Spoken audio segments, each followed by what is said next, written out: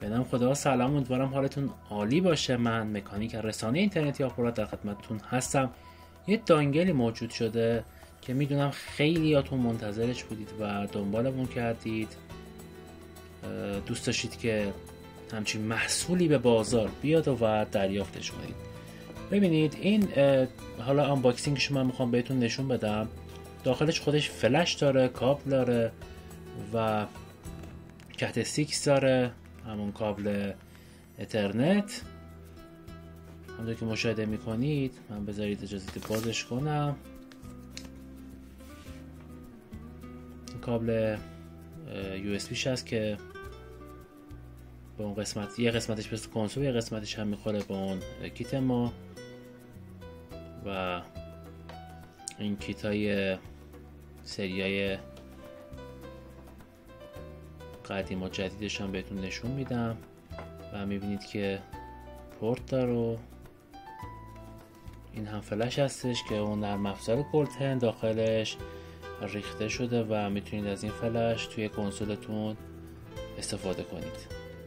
داخل پکی که خدمتتون ارائه میشه یه بروشور هستش که 0 تا 100 کار رو بهتون توضیح میده تا اینکه به موفقیت گلدن برسید. دیگه اون روش‌های قبلی رو کلا فراموشش کنید. ما هم دیگه کم کم از سایت بعد برش داریم، حالا بنا به دلایلی بعد باشه.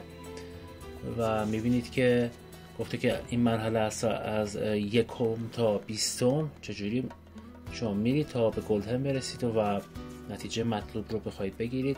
حالا روی کنسول هم من میخوام کابل رو بس کنم، بهتون به صورت تصویری میگم و تا این ادامه کار رو با هم دیگه پیش بریم و انشالله بتونیم اون موفقیتی که منتظرش بودیم بی درد سر ورژن 9 تا 11 رو هکش کنیم و کپی خورش کنیم. اونایی که ورژن 9 هستن که با همون ورژن قبلی برن و این سریال هم راستی سریای قدیمی و جدیدشونن دیگه. حالا ما جفتشون هم موجود داریم و تو وبسایت دیجی مدار میتونید وارد شید. لینکش رو داخل کپشن کانال میگذارم،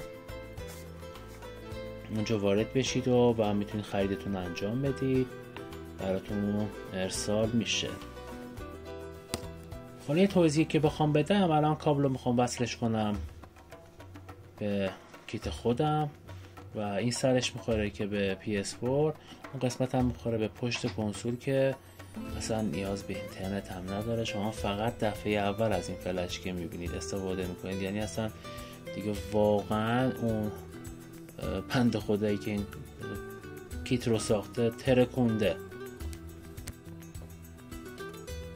خب بریم سر آموزش روی کنسولمون. من این کیت رو متصل میکنم، کابلش رو هم الان میخوام بس کنم ببینید که این کار چقدر آسون انجام میشه و واقعا خودم دفعه اولی که امتحانش کردم کیف کردم. خیلی همچین تر و تمیز و خیلی خوب.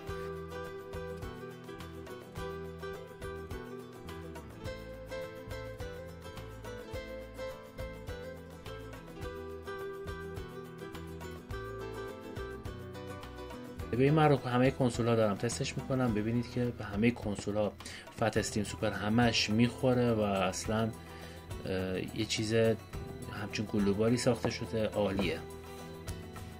کیت رو که متصل کردیم حالا میبینید که به صورت چشمک زن در اومده. اون LED که روی دستگاهمون هست، فلش رو هم من نصب میکنم و داره رید میشه، داره میخونه. حالا نوبت این میمونه که بریم روی صفحه کنسولمون ببینیم که داستان چه قراره و چجوری باید این کار رو انجام بدیم. همونطور که میبینید دیگه من صحبت رو کم میکنم و ادامه ویدیو رو ببینید.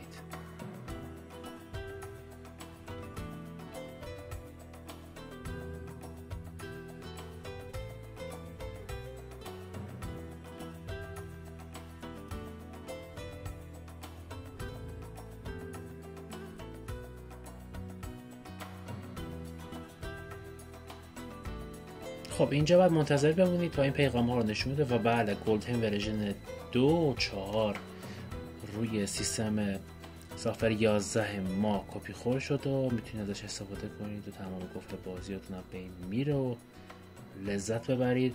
من سایت خاصی رو بهتون نمیگم برای دانلود بازی هاش، خودتون تو اینترنت بزنید دیگه، تبلیغاشو ما نکنیم، میتونید پیداشون کنید. و تمام اون سیستمایی که روی ورژن 9 بود یا توی سایت ما میفروختیم به صورت غیر دانگلی، همش دیگه با 5 ثانیه 10 ثانیه اینجا براتون قرار داده شده و میتونید استفاده کنید و لذت ببرید و ما هم آتش ها تندی طوفان بشکن ای وطنم ایران، شمع دار